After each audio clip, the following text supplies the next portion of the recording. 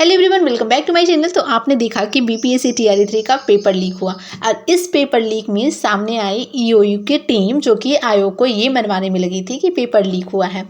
अब यहाँ पे लीक तो हुआ टीआरई 3 का, लेकिन अगर ईओयू की टीम ने जो जांच शुरू की तो यहाँ पे क्या क्या मामला सामने आया है।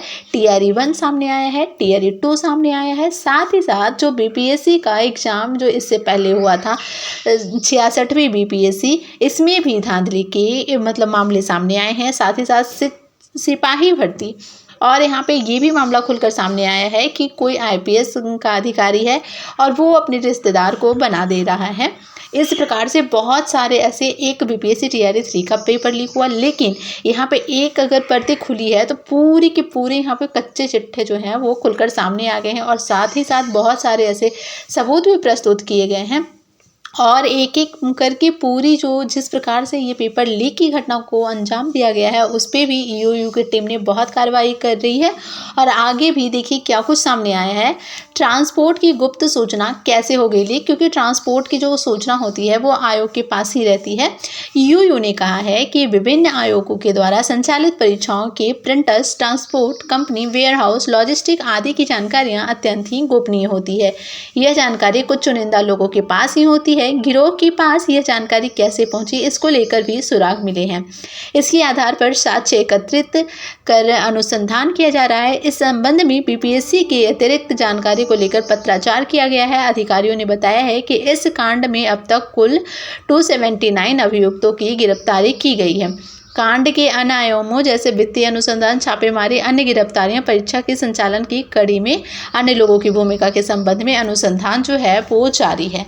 अब देखिए यहाँ पे एक और बातों को ईओयू की टीम जो है वो एकदम क्लियर कहा है कि यहाँ पे जो कुछ कोचिंग संस्थान हैं, क्योंकि जो बच्चे पकड़े गए हैं वो उन जिन कोचिंग संस्थान पे आपको बहुत ज़्यादा भरोसा है ना, आप यकीन रखिए कि जब आपका ये रिपोर्ट जब सामने आएगा तो आपको मतलब पैरों तले ज़मीन खिसक जाएगी, क्योंकि आप सोचा भी नहीं होगा आपने कि वो ऐसे कोचिंग संस्थान है जहाँ से ये हो रहा है और उनके बच्चे हैं। क्योंकि वहाँ पे आपको कोचिंग में ये होता है ना कि आपका बच्चा टॉप पे है तो फिर आपके मतलब आगे जो भी एग्ज़ाम है उसमें बहुत सारे आपका एडमिशन्स होंगे। तो इस आपने सोचा भी नहीं होगा जिस पे आप इतना भरोसा करते हैं उसने ही आपको ठगा है।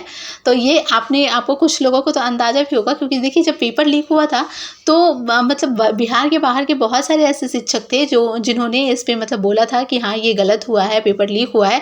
लेकिन हाँ, जिन पे आप बहुत ज़्यादा भरोसा करते हैं और जिन पे मतलब यहाँ तो बिहार में शिक्षक भर्ती के लिए वहाँ पे हमेशा किसी ना टीआरई 1, टीआरई 2 या टीआरई 3 में किसी ने इनरोलमेंट लिया ही होगा।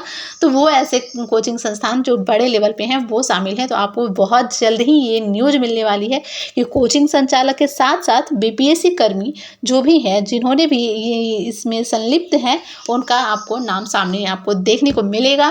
क्योंकि देखिए ईओयू की टीम जिस तरह से अपने कार्य को कर रही है उससे ये अंदाज़ा लगा सकते हैं कि ये सामने आएगा।